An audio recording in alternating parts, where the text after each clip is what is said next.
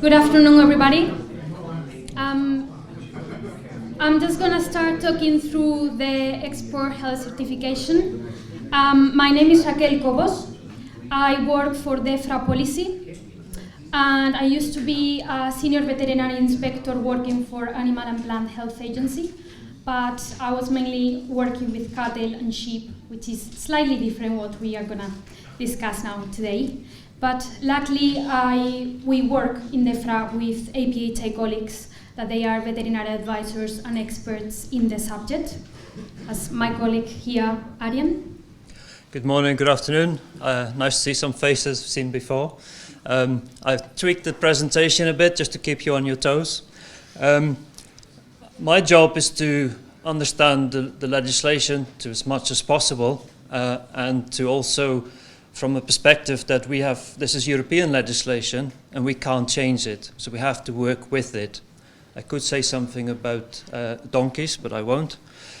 And it's engaging with this subject matter over the last 12 months, essentially, particularly on fish and fishery products. There's a lot of detail. There are a lot of different legal aspects that have a bearing on it, and there are a lot of different silos that apply to your product as an exporter. So my silo, or our silo, and my role is to provide technical advice to the policy team, and I represent the veterinary trade facilitation team in APHA, which provides advice to all the devolved administrations across the UK. Thank you. So I'm just going to lead the presentation, go through the slides, and then Arjen will just chip in with information, critical information. And just a reminder for everybody, please keep your questions until the end, because it's being recorded, so we will answer your questions after. So, as you know, after the 31st of October, in a no-deal scenario, EHC's export health certificates will be required for all the UK to EU exports of fishery products, and the only exception is direct landings into the EU, and we already mentioned something before. When we talk about aquatic animal products, what we mean by that? It's mainly applied for fish, crustacean, mollusks, echinoderms, and tunicates, whether they are live or dead, or any parts of these animals that are to be exported, but they need to be direct human consumption. So it means that anything that is not ready to be consumed directly by humans won't be able to be exported with one of the certificates we issue, but it will have other alternatives that we are going to comment after that. So the export health certificates will need to be signed by the appropriate authorized certifying officer. That can be a local authority certifying officer, non-veterinary, or an official veterinarian. So an export health certificate will be required for each consignment, and a consignment must have a first destination in the EU beyond the BIP, and after that can be then distributed to other addresses and without the need of an export health certificate. The product must be labeled with the address of the importer or an EU-based legal entity of the exporting food business operator. And it's really important that the EU importer of your exports must pre-notify the consignments on traces. And it varies the time that they need to do this pre-notification, depending on if it's fresh or frozen. I'll come in there. Yeah. So on the pre-notification to traces, some of the guidance currently states 24 hours. Now the 24 hours, I've learned this week, is actually an operational requirement by some Bibs, and therefore they want it to be one working day, not 24 hours. So that's a significant change for those Bibs that don't operate 7 days a week. The other aspect to this is that requirement is a BIP operational requirement, not a legal requirement, except for live animals that are not traded as food. If they trade it as food, they're a POAO, and if they trade it as a POAO, all POAO does not require notification legally until just before the product arrives at the BIP. So if you trade on short notice or short time periods and you only have 6 hours to do it, you can do it as soon as you can. And the UK export to the European Union of Fishery must enter to the European Union through a border inspection post, or BIP. So now going to the process of getting an export health certificate, how do you apply for one? So you need to go, and I encourage you to go to the gov.uk form finder, and you try to look for the certificate that you are looking for, and that's quite easy in the form finder, so you can just put the keywords and the place of destination, and you will be able to find the certificate and download the relevant forms, including the application.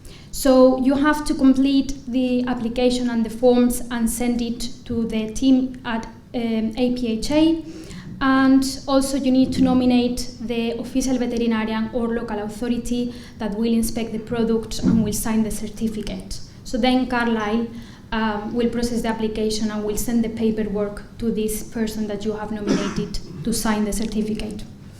Just a clarification, you just misspoke. It's not the paperwork in this case that gets sent to the exporting officer, it's an electronic copy with the serial number, and it can be printed locally. Because some of you may be familiar with the China export certification scenario where we have to use gold crown paper, which is an extra delay in getting the certificates out because it has to be physically posted. That's not going to be the case for EU certificates. Thank you. So, export requirements. All products of animal origin consignments will need to come from an approved food establishment, and there are various types. So, yeah, do you want to comment on that? So, this slide is a change from those of you who've seen the slides before. This is a type of food-approved premises that I wasn't aware of before, a fresh fishery products plant. Now, if you're not having an approved premises to trade through, you're going to have to find one, because you cannot get a certificate unless product originates at or is dispatched from a food-approved premises. And that food-approved premises must be undertaking processes and have the approvals for that aspect and that product. So this is another string on the bow, if you like. So we have fish auction markets, we have dispatch centres, the dispatch centres are specific to live bivalves. We have cold stores and then other processing sites. And a site can have multiple approvals, so they can do multiple types of product and processes. And there is further advice on this on the website linked. The people who are responsible for issuing and making the checks to issue an approval are local authority food officers. So you would have to liaise with them, and they work under the guidance of the Food Standards Agency in England, Wales and Northern Ireland, or the Food Standards Scotland in Scotland. So you will have this presentation, you will be able to access the links that we are including. And very important, you need to be an approved UK food establishment, but you also need to be listed to be able to export from the UK to the EU. So you need to be listed by the Commission. So if you want to be listed or you want to know about if you are listed or not, please email the FSA and make sure this is done. I'll just explain a little bit about the process surrounding this. Those questions have arisen at previous workshops. You put forward yourself, if you are a food-approved establishment, approved by the local authority, on this via this email link to the FSA. They have a list. That list will then have to be put onto Traces, which is the European import control system, but we can't do that until we've actually become a third country. So we can't start doing that until the 1st of November. However, I have now learned that there will be a workaround for the first week after we leave. So products will be able to clear Bibs from day one, but you will have to put a specific address and reference number in the CVET, which has been created for that week for that purpose. I don't completely understand the ins and outs of that, so further advice will have to come out on how to do that. Right, now talking about the Bibs, the border inspection posts, where the consignments will need to go to be able to enter the European Union. So we already know that, or hopefully Boulogne will be a BIP that will accept from 31st of October all fish, including frozen. As we know, we will have more information very soon. So, yeah, Sorry. I just want to chip in on Boulogne. I'm aware of at least 3 missions to Boulogne and 1 from Boulogne to the UK. And after each one, we're getting a different message. So my latest message that I heard was that they will not handle live animals in any shape or form. We do need to double check this because it's really important. There is another aspect to Boulogne, which is that because they're getting forwarded from Calais to Boulogne, the product enters the EU at Calais, a customs transit procedure is applied, which is a legal notice. It's called the T1 procedure. That requires that load and that transport to be sealed. And Boulogne have indicated that they require that seal to be on the export health certificate. So that must be done this side of the channel, and then that seal cannot be broken unless it's under official controls until it reaches Boulogne, and that creates logistical difficulties. So every BIP will be for a specific consignment, so you need to make sure that what you are sending through the BIP is going to be accepted there, because they are meant to be for those consignments. And then, so you would need to change your plan, your journey, if what the journey that you were doing before doesn't go through a BIP that you need to pass now. And this is the list of BIPs, but this is based on the information that we have for March this year, so this is going to change, and as we know again, is going to have new information, updated information really soon. So this is an example of how BIP information could be presented once we know which BIPs have been approved and what for. There are 3 BIPs listed there above a darker black line. They are already BIPs in existence, but not all of them. The spreadsheet was not put on the slide to show you all the BIPs, but how products might be listed according to BIP and specifications. So some BIPs can handle fishery products, but only if they are ambient or chilled. If they are to handle frozen products, they need to have the facilities to maintain that cold chain, and therefore some BIPs may not be able to take frozen products. This was the information that we were expecting to be in place for March, and you can see that all these BIPs were going to be able to handle POAO at all temperature requirements. But as to which BIPs will become operational at the end or the 1st of November, we will have to wait and see, as we heard earlier, according to the Commission's policy decision group. So with these new requirements, the government has implemented changes to ensure that in the event of no deal, the export health certification process can meet the needs of the fisheries industry as much as possible. So what we have done is that we have increased the EHC certification capacity. So there are now more vets with the product SOCQ. Yep. I just want to make sure that you're aware that it's not any official vet who can do the certification. It's only those who have the additional products qualification. Vets need to have 3 modules of training before they can certify products, and the specific one they need at the end is products qualification. We have also developed a risk-based approach to reduce inspections and time requirements. And there is the new role introduced by APHA. It's called Certification Support Officer, that will support certifying officer. And just to clarify that they won't be able to sign the certificates, they will be directed by the certifying officers, and their role is purely administrative. So they will gather the documents needed, so the certifying officer will be able to deal with more EHCs in less period of time. Yep. On certification support officers, some of you may be familiar with the red meat world where auxiliaries can operate. This is different. These CSOs cannot be employed by a food business operator. They have to be employed, contracted or deployed by the certifying officer or the organization in which the certification is done. And we have also grant funding to local authorities available. At the same time that we increase capacity, we have reduced demand. So there is a possibility to consolidate export consignments, so you will reduce the fees EHCs that you need. There are also risks when you do that. We will go to the risk later.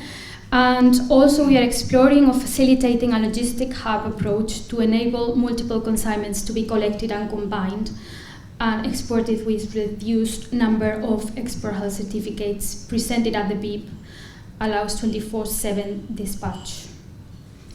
So on this point, we are still drafting guidance to certifying officers how consolidation and hub approaches would work from an export certification perspective. Regarding the process, there is an online tool to help exporting businesses to find authorized signatories in England, Scotland and Wales. Yep. You finished on that one? Yes. It's important to note that that is not a complete list. It's only a list of people who have agreed that we could publish their details.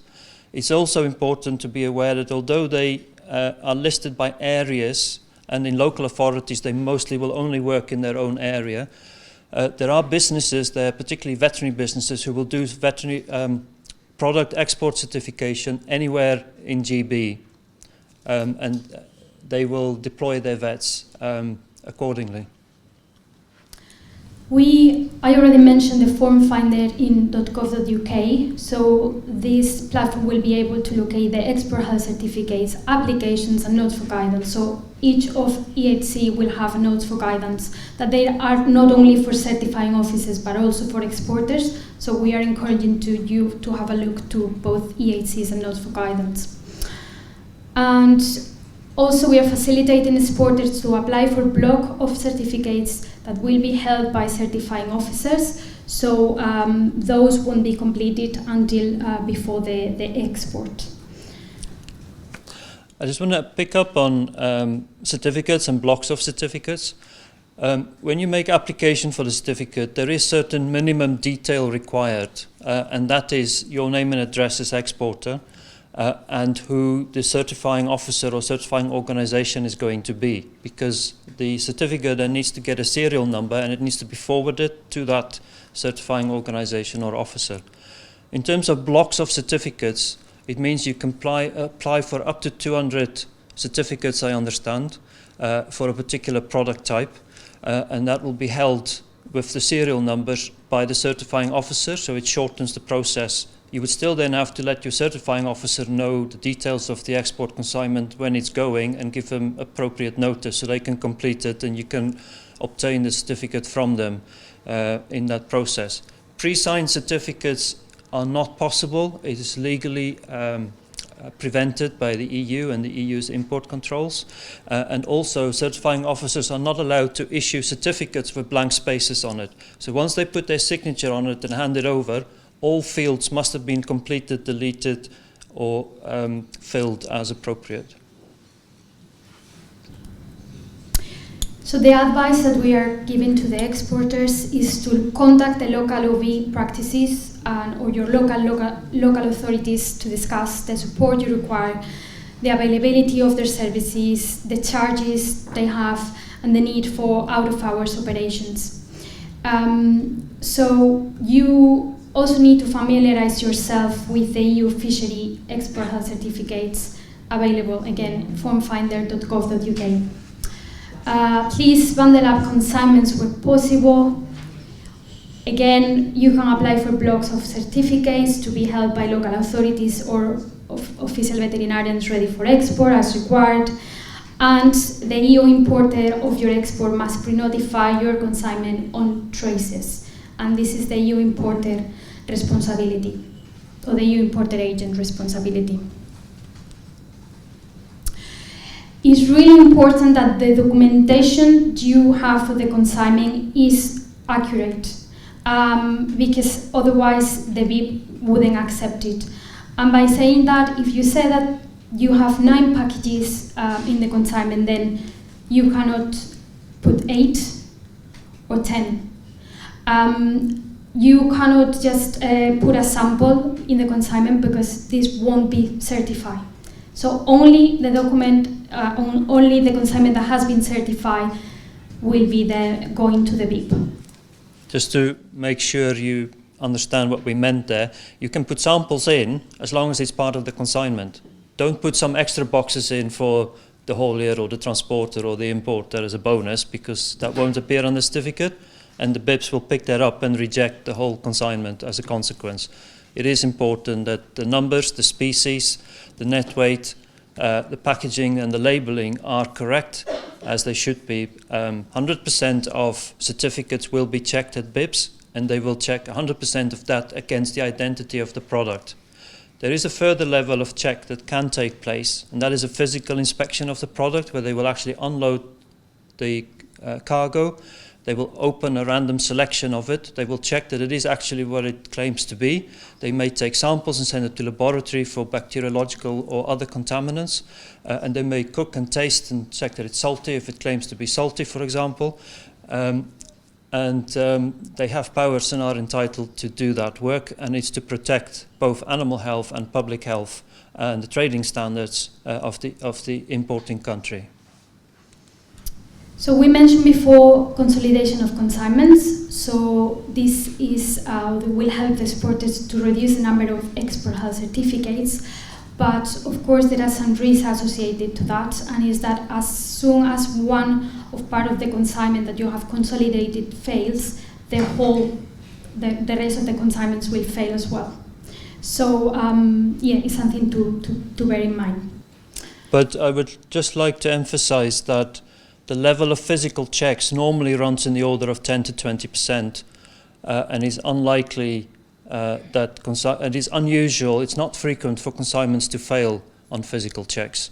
It is possible if somebody has put in a spoiled fish or product, for example, and that gets picked up, and if that is part of a consolidated consignment, the whole consignment subject to that one certificate will have to be rejected. Also, the logistic hub, there are advantages and disadvantages with that approach that Arjen mentioned before. And if you want to receive a fortnightly newsletter, more information about this, please email Clive Ball at Defra, and you will have his email on this presentation. That's the end of our presentation. We can now relax a bit and go to the Q&As.